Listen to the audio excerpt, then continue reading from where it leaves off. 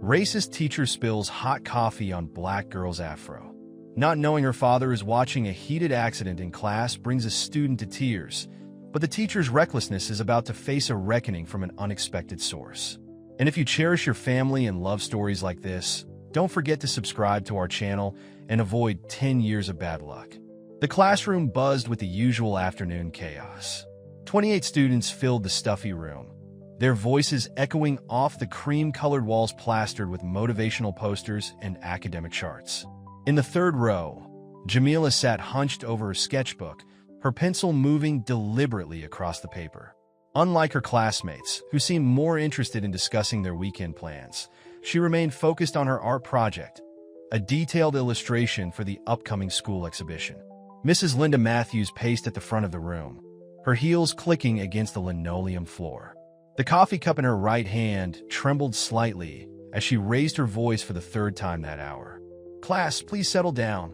Her command went largely ignored as paper airplanes sailed across the room, and several students continued their animated conversations about the latest social media drama. The temperature in the room had risen steadily throughout the afternoon, and Linda's patience wore increasingly thin. She'd been teaching at Franklin High for 15 years, but this particular class tested her limits daily.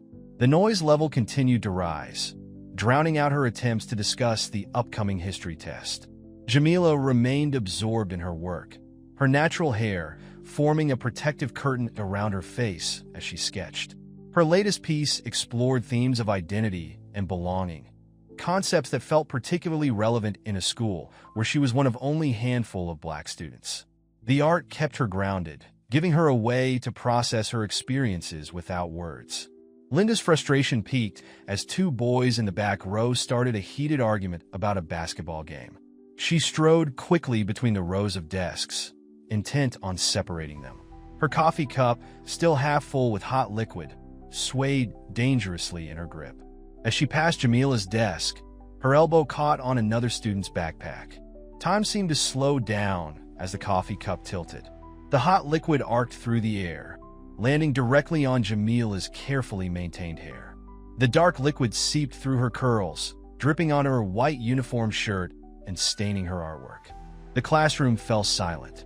27 pairs of eyes fixed on the scene, watching as Jamila slowly raised her hands to her head, feeling the wet, hot coffee in her hair. Her fingers trembled as they came away stained brown. The silence grew heavier as tears welled up in her eyes. Linda stood frozen, empty cup still in hand. "Oh my goodness, I'm so sorry," she stammered, but her words seemed to hang in the air, hollow and insufficient. Some students shifted uncomfortably in their seats, while others exchanged knowing looks. This wasn't the first time they'd witnessed microaggressions in their school, though perhaps never quite so visible. Jamila pushed back her chair, the scraping sound harsh against the silence. Without a word, she stood up, her artwork ruined on her desk, coffee still dripping from her hair. The walk to the classroom door felt endless, each step echoing in the unusually quiet room. Her classmates' expressions ranged from embarrassment to pity to discomfort, but no one spoke. As she reached for the door handle, someone whispered, "At least it wasn't on purpose." The words, though possibly meant as comfort, only highlighted the underlying tension that had always existed in the classroom. Jamila's hand paused on the door handle, her shoulders stiff with dignity despite the humiliation of the moment. The bell wouldn't ring for another 20 minutes, but as Jamila left the room, everyone knew this incident would have repercussions far beyond a stained uniform and ruined artwork. The silence in the classroom persisted, heavy with unspoken words and uncomfortable truths about the subtle and not-so-subtle ways discrimination manifested in their daily lives. Robert Johnson stood motionless outside his daughter's classroom, his briefcase forgotten at his feet. He'd arrived early to pick up Jamila for her dentist appointment, but what he witnessed through the classroom window rooted him to the spot. As a civil rights attorney, he'd handled countless discrimination cases, but watching his own daughter face humiliation sent a wave of helpless rage through his body. His knuckles whitened as he gripped the window frame, forcing himself to remain still rather than burst into the classroom. Years of legal training had taught him the importance of documentation and measured response, but the father in him wanted to storm in and demand immediate action. Through the glass, he watched his daughter's dignified exit, pride and pain warring in his chest.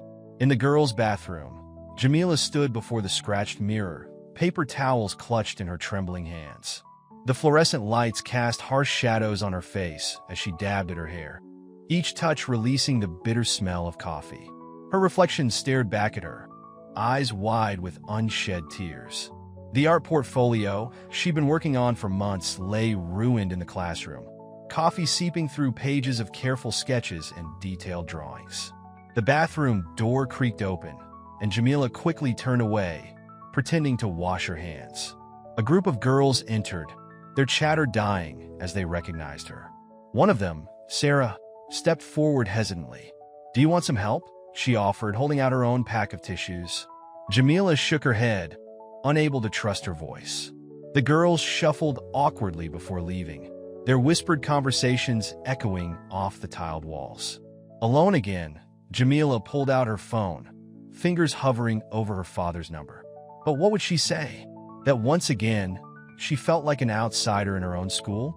That her art, the one thing that made her feel truly herself, now seemed tainted by this experience? Instead, she tucked the phone away and straightened her shoulders, a habit she developed over years of similar, if less dramatic, incidents. When Jamila finally returned to the classroom, the atmosphere had shifted palpably. Linda stood at her desk, visibly flustered, a handful of paper towels ready as a peace offering. "Jamila, I am so sorry about the accident," she began, her voice carrying across the now quiet room. "If there's anything I can do to help replace your art supplies." The word accident hung in the air, heavy with implication. Jamila walked to her desk without responding, aware of every eye following her movement. The coffee had dried on her sketches, leaving brown stains that distorted weeks of work. As she carefully gathered her materials, Linda continued speaking, her words becoming increasingly desperate. "Really, I never meant for this to happen. You know I would never intentionally." Jamila finally looked up, meeting her teacher's gaze. The silence between them spoke volumes about unaddressed biases, casual dismissals, and a pattern of accidents that seemed to disproportionately affect certain students. Linda's words trailed off under that steady gaze, replaced by an uncomfortable cough. From her seat, Jamila could see her father through the classroom window, his presence both a comfort and a catalyst. She knew that look on his face, the same one he wore when preparing for a major case. This wasn't over, and somehow, that knowledge gave her strength. The rest of the class period passed in uncomfortable silence, with Linda attempting to resume teaching while stealing guilty glances at Jamila. The other students alternated between avoiding eye contact and shooting sympathetic looks her way. But Jamila kept her focus straight, ahead, already formulating how she would channel this experience into her art, turning pain into power, just as her father had taught her to turn injustice into action. Robert spent the next week making phone calls and arranging meetings with other parents from Franklin High. Each conversation revealed a disturbing pattern. In his home office, surrounded by legal documents and hastily scribbled notes, he listened to story after story of subtle discrimination and dismissive treatment. "My son was told his hair was unprofessional during career day," shared Maria Rodriguez, her voice tight with controlled anger during a video call. "When I complained, they said they were just preparing him for the real world." Another parent, James Wilson, described how his daughter was consistently passed over for advanced placement classes despite her excellent grades. The incidents, individually dismissed as misunderstandings or oversensitivity, formed a clear pattern when viewed collectively. Meanwhile, Jamila sat cross-legged on her bedroom floor, surrounded by art supplies. Her old sketchbook lay open before her, its pages still bearing coffee stains. She'd been avoiding art since the incident, the memory of ruined work too fresh. But as she flipped through the damaged pages, something shifted in her perspective. The brown stains began to look less like destruction and more like an unintended medium, creating new patterns and possibilities on her existing drawings. With trembling fingers, she picked up a fresh piece of charcoal. Her first strokes were hesitant, but soon the familiar rhythm of creating took over. She began to draw what she couldn't say aloud. The feeling of standing in that silent classroom, of seeing herself reflected in that bathroom mirror, of carrying the weight of unspoken biases. The images flowed from her hands, dark spirals representing confusion, sharp angles capturing anger, soft curves showing resilience. At school, Mrs. Thompson, the art teacher, noticed the change in Jamila's work. During their afternoon art club meeting, she watched as Jamila experimented with different techniques, incorporating coffee stains into new pieces, turning the symbol of her humiliation into a powerful artistic statement. "There's something really powerful happening in your work," Mrs. Thompson observed, carefully studying Jamila's latest piece, a self-portrait emerging from a coffee-stained background. "I've been thinking about the upcoming city art exhibition," Mrs. Thompson continued, pulling up a chair beside Jamila's workstation. "Your recent pieces, they're saying something important, something people need to hear." She pulled out a brochure for the annual Downtown Arts Festival, sliding it across the table. "The theme this year is Voices of Change. Would you consider submitting a series?" Jamila's hands stilled over her artwork. The exhibition was a major event, drawing visitors from across the state. The thought of displaying such personal work, of making her experience so public, made her stomach tighten with anxiety. But there was also a spark of excitement, a recognition that her art could speak for others who had similar experiences but no platform to share them. Mrs. Thompson seemed to sense her hesitation. "You don't have to decide right now." "But Jamila, art has always been about more than just creating beautiful images. It's about telling truth, about making people see and feel things they might otherwise ignore." She gestured to Jamila's current piece, where dark figures emerged from coffee-colored clouds. "Your work is doing that naturally now.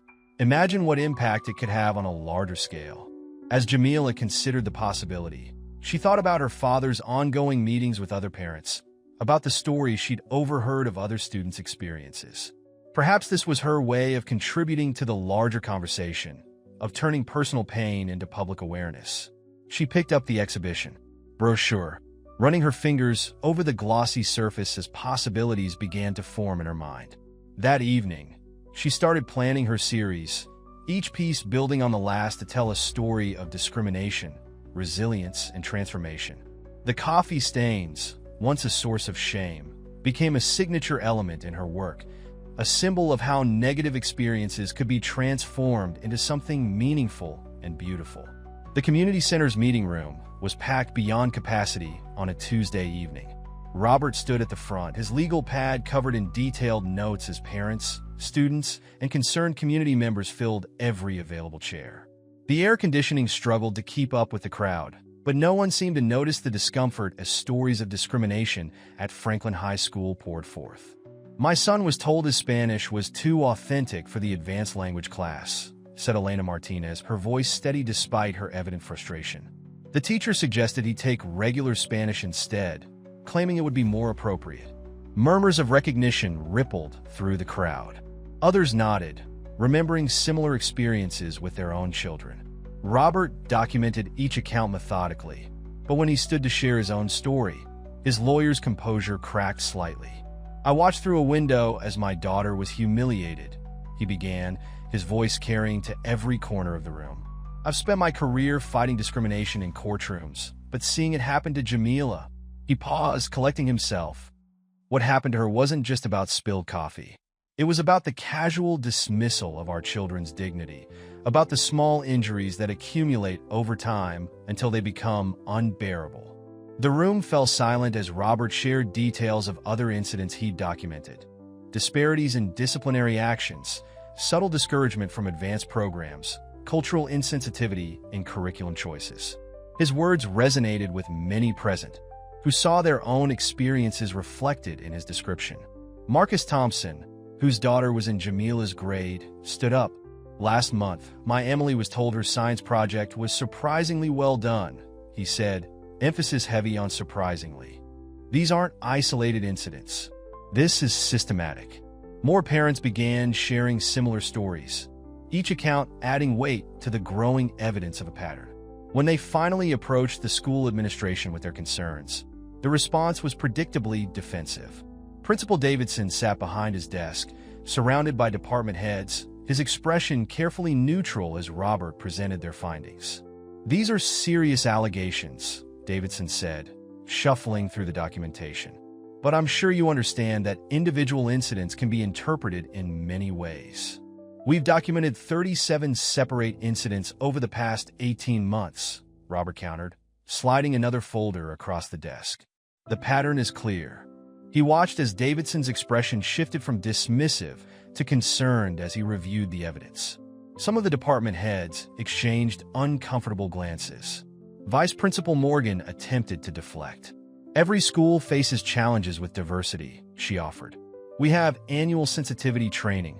Robert cut her off by producing statistics showing disciplinary disparities and advanced placement demographics. The numbers spoke for themselves.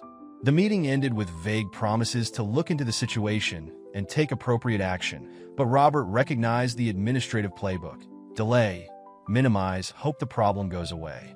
As he packed up his materials, he noticed one of the younger administrators lingering behind. "Some of us want change too," she whispered, sliding him her card. "We just need the right pressure." Outside the office, parents waited anxiously for news.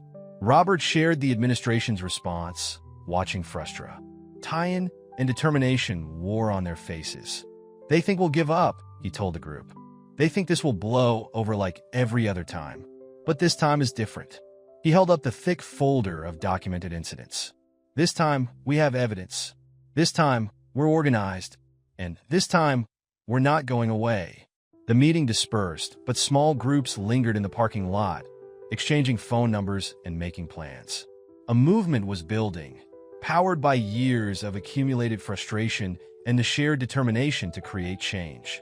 Robert watched as parents who had never spoken before made connections, formed committees, planned next steps. The administration's dismissal had only strengthened their resolve. In the weeks leading up to the Downtown Arts Festival, Jamila's bedroom transformed into an artist's studio. Canvases lined the walls, each one telling part of a larger story.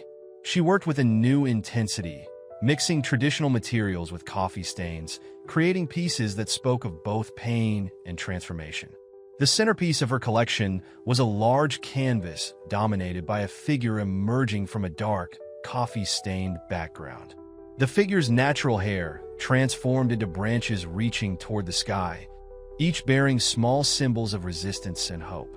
Around this central piece, smaller works documented daily experiences of microaggressions, each painted with unflinching honesty.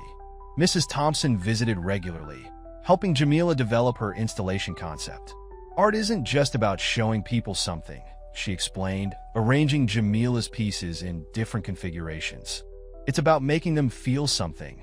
Together, they designed an interactive element where viewers could write their own experiences on small cards, adding them to a wall that would grow throughout the exhibition. "We'll start with mirrors," Jamila explained, sketching the layout. "When people first walk in, they'll see themselves reflected alongside my pieces. I want them to place themselves in these stories." The mirrors would be arranged to create a corridor leading to her main pieces, forcing viewers to confront their own reflections while absorbing the artwork's messages. Working late one night, Jamila struggled with a particularly challenging piece, a depiction of the classroom incident. Her hands trembled as she worked, the memory still fresh. The painting showed not just the moment of humiliation, but the silent faces of her classmates, the tired walls of the school, the weight of unspoken biases hanging in the air. Mrs. Thompson noticed Jamila's hesitation during their next session. "Sometimes the hardest pieces to create are the most important ones," she said, studying the unfinished work. "You're not just telling your story anymore. You're telling the story of every student who's ever felt invisible or unwelcome." The installation took shape gradually. Each piece was carefully positioned to guide viewers through a journey of awareness. The coffee stains, now deliberately applied, created patterns that connected one work to the next. Jamila incorporated text elements, snippets of overheard conversations, administrative dismissals, well-meaning but harmful comments, woven through the images like a subtle thread of truth. As the exhibition date approached, Jamila felt the pressure mounting. Local arts magazines had picked up the story, intrigued by the young artist addressing social justice through her work. The school administration, aware of the upcoming exhibition, had suddenly become more interested in scheduling meetings about diversity initiatives. The night before the exhibition, Jamila stood in her completed installation space. The mirrors were in place, her artwork carefully hung, the interactive wall ready for visitor contributions. The lighting cast subtle shadows that made the coffee stain seem to move, bringing her pieces to life. Mrs. Thompson stood beside her, both of them silent as they took in the full impact of the display. "Are you ready for tomorrow?" Mrs. Thompson asked finally. Jamila touched one of the mirrors, watching her reflection fragment across the installation. "I'm ready for everything to change," she answered. The art space seemed to hold its breath, waiting for the morning when its message would finally be heard. Robert's office was unusually silent as he prepared for the crucial meeting with Franklin High's administration. Spread across his desk were months of documented incidents, statistical analyses, and testimony transcripts. He'd spent weeks building an irrefutable case, knowing this meeting could be the turning point in their campaign for change. His preparation was interrupted by a text from another parent. "Teachers are being told to attend sensitivity training next week." Robert made a note. This hasty attempt at action confirmed his suspicion that the administration was scrambling to show progress before the meeting. Too little too late. The conference room was tense when Robert arrived. Principal Davidson sat at the head of the table, flanked by the school board's legal representative and several department heads. The presence of their lawyer didn't surprise Robert. He'd expected this escalation. What caught his attention was the nervous energy radiating from the teachers present. "Thank you for meeting with us," Robert began, his voice steady. "I've prepared a comprehensive report detailing the pattern of discriminatory practices at Franklin High." He distributed thick folders to everyone present. "You'll find that each incident is thoroughly documented with witness statements and supporting evidence." The school's lawyer leaned forward. "Mr. Johnson, we want to assure you that the school takes these allegations seriously. In fact, we've already implemented new diversity training programs which were hastily arranged last week," Robert interrupted, pulling out additional documentation. "What concerns me more is the pattern of behavior that made such training necessary. Let's discuss the statistics showing disproportionate disciplinary actions against minority students." Several teachers shifted uncomfortably as Robert presented graph after graph, each showing clear disparities in treatment. One veteran teacher, Mr. Peterson, spoke up defensively. "These numbers don't tell the whole story. There are cultural differences Cultural differences?" Robert's voice remained calm, but his eyes locked onto Peterson. "Please, explain exactly what you mean by that." The silence that followed was deafening. Principal Davidson attempted to regain control of the meeting. "We acknowledge there may be some unconscious biases that need addressing like the unconscious bias that led to my daughter being humiliated in front of her entire class." Robert pulled out the incident report from Jamila's case.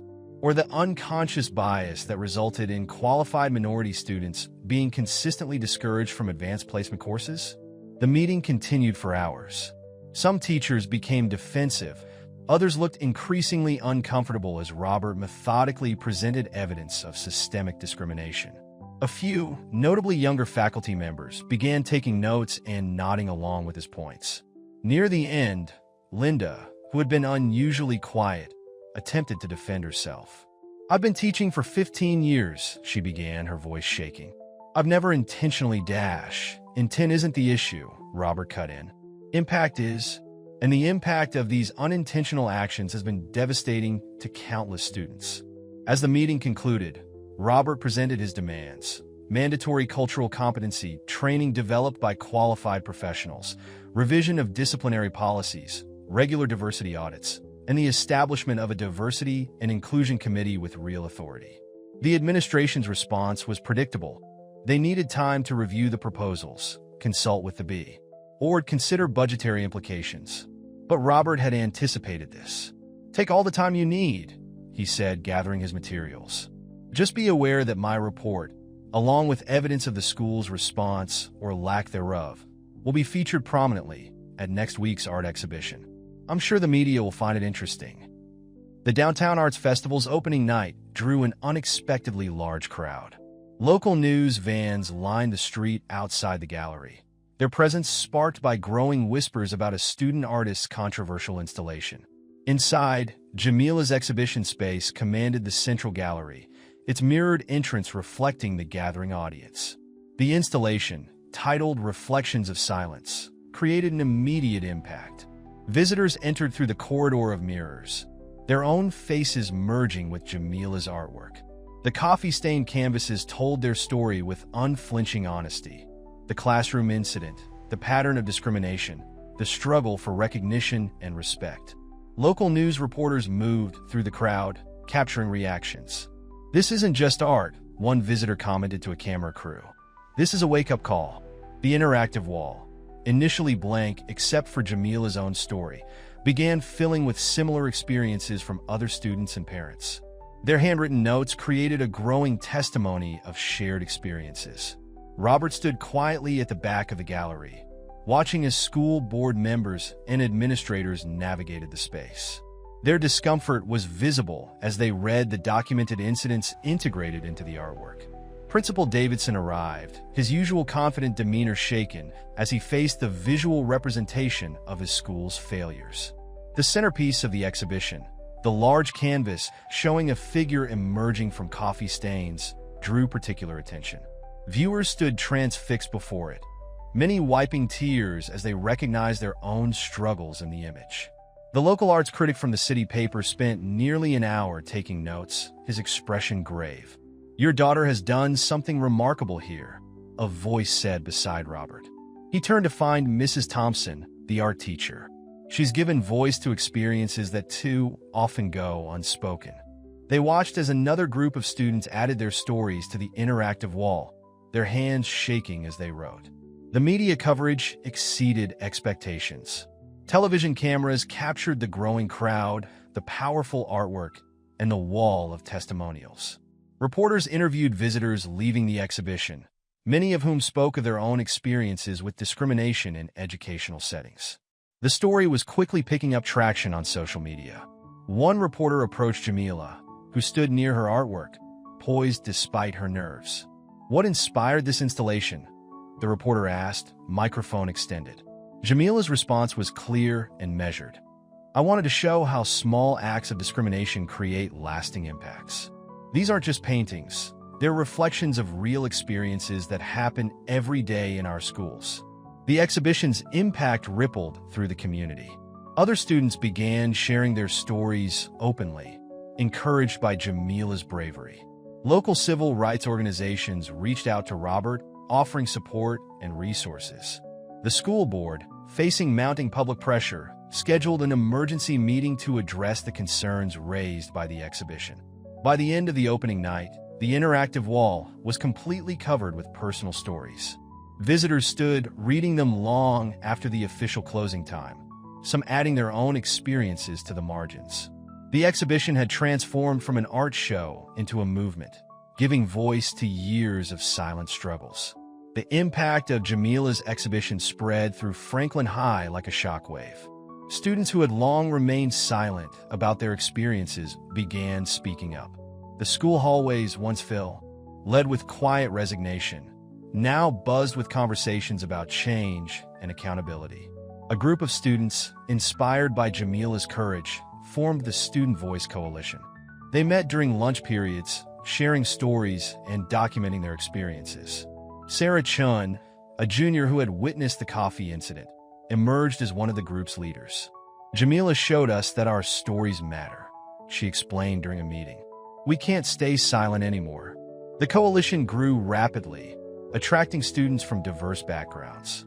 They began collecting their own data, screenshots of discriminatory comments on school social media, recordings of inappropriate remarks by staff, documentation of uneven enforcement of school policies.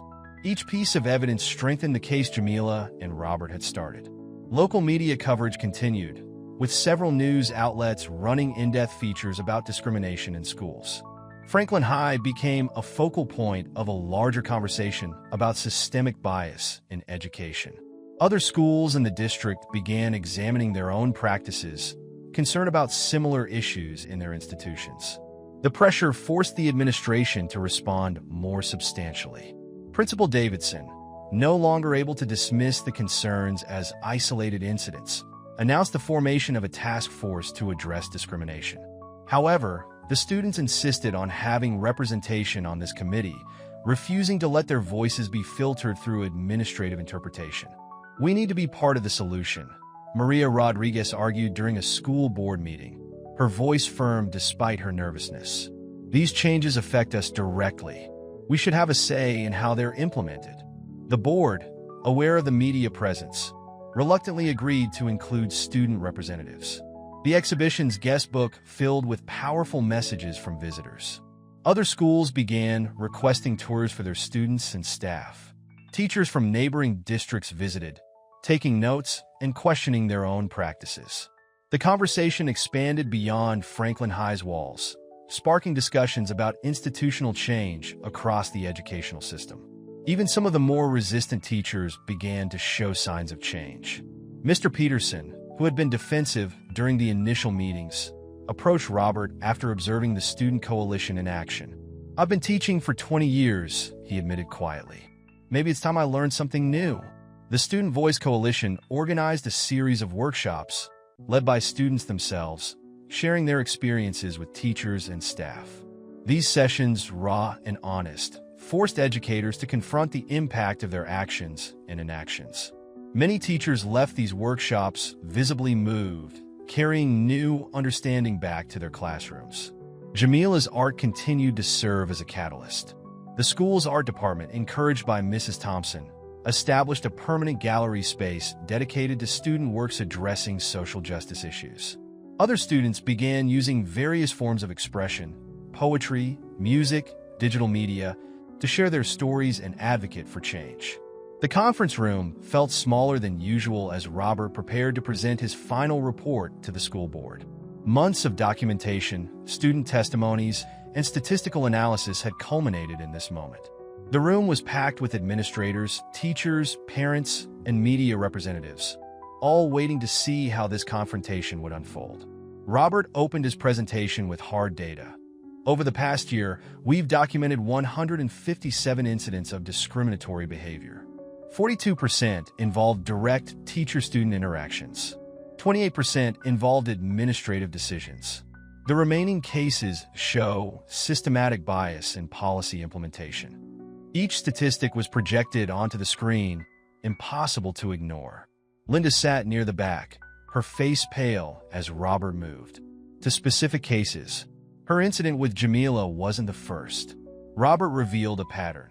3 previous complaints about similar accidents involving minority students, all dismissed as unintentional. Each incident had been quietly buried in administrative files until Robert's investigation uncovered them. "These aren't isolated incidents," Robert continued, his voice steady. "They represent a culture of normalized discrimination."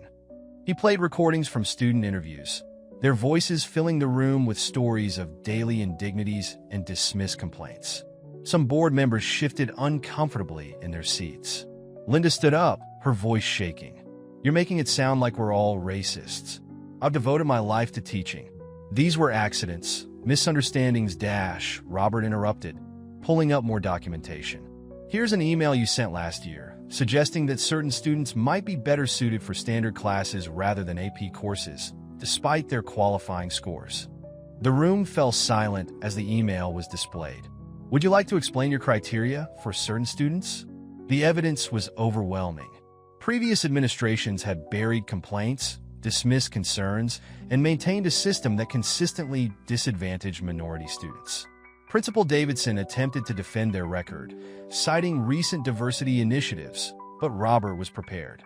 "These last-minute programs are band-aids on a systemic wound," he declared, presenting a timeline of the school's delayed responses. "Real change requires more than mandatory workshops and policy memos. It requires removing those who perpetuate these practices." The board members huddled together, whispering urgently. The media representatives scribbled notes frantically. Linda sat down heavily, her face showing the realization that her career at Franklin High was effectively over. After what felt like hours, the board president spoke. In light of this evidence, we have no choice but to take immediate action. She announced a series of decisions. Linda's contract would not be renewed, several administrative positions would be reviewed, and a comprehensive reform plan would be implemented immediately. As the meeting concluded, Linda made one last attempt to defend herself. "I never meant to hurt anyone," she said, her voice barely audible. Robert turned to face her directly. "Intent doesn't erase impact," he replied. "These children deserve better." The board's decision sent a clear message. The era of dismissing discrimination as unintentional was over. As people filed out of the room, Robert caught glimpses of different reactions: relief from parents, determination from reform-minded teachers, resignation from those who had benefited from the old system. 3 months after the final board meeting, Franklin High hosted a community celebration of change. The school's main hall had been transformed into a gallery, featuring student artwork addressing themes of justice, equality, and transformation. At the center stood Jamila's original coffee-stained pieces, now permanently acquired by the school as a reminder of where their journey began. Robert and Jamila received the Community Change Maker Award, presented by a coalition of local civil rights organizations. As they stood on the auditorium stage, Robert addressed the packed room. Change doesn't come from one person or one incident. It comes from a community willing to face uncomfortable truths and do the hard work of transformation. The school itself had undergone significant changes. The new administration, led by a progressive educator with a background in diversity and inclusion, had implemented comprehensive reforms. Student representatives sat on all major committees, their voices integral to decision-making processes. The curriculum had been revamped to reflect diverse perspectives and experiences. Across town, Linda struggled to rebuild her career. Despite her attempts to find teaching positions at other schools, the incident had followed her. Local news coverage had made her name synonymous with the type of casual discrimination the community was working to eliminate. She spent her days substitute teaching at private schools, where some administrators were less concerned about her history. During a particularly difficult afternoon, Linda visited the city gallery, where Jamila's exhibition had first opened. A smaller version of the installation remained on permanent display, including the wall of testimonials. As she read through the stories, many from her former students, the full weight of her actions finally seemed to hit her. Back at Franklin High, the changes were evident in small but significant ways. Teachers underwent regular training led by students and community members. The Student Voice Coalition had become an official organization, with chapters forming in other district schools. The advanced placement classes reflected the school's diverse population, and disciplinary policies were administered with documented fairness. One afternoon, a new student arrived at Franklin High. Like Jamila, she wore her hair in a natural style. Unlike Jamila's experience, she was welcomed into a school that had learned to celebrate diversity rather than merely tolerate it. As she walked the halls, she passed the permanent installation of Jamila's art, including a new piece created specifically for the school, a phoenix rising from coffee-colored ashes. The local media did a one-year follow-up story on the changes at Franklin High. They interviewed Robert, who had become a sought-after speaker on educational equity. "The work isn't finished," he told the reporter, "but we've shown that change is possible when a community refuses to accept discrimination as normal." Jamila, now preparing for college art school with multiple scholarship offers, continued to create powerful works addressing social justice. Her original installation had toured several other schools in the state, sparking similar movements for change. "Art gave me a voice," she explained during a student panel. "Now I use that voice to help others find theirs." As the school year drew to a close, Franklin High had become a model for institutional transformation. Educators from across the country visited to study their reform process. The coffee incident, which had once threatened to be just another ignored example of discrimination, had instead become a catalyst for lasting change. The final scene at Franklin High showed a community transformed. Students of all backgrounds collaborating on projects, teachers actively engaging in cultural competency, and artwork everywhere reminding everyone that change, though difficult, was always possible when people stood together against injustice.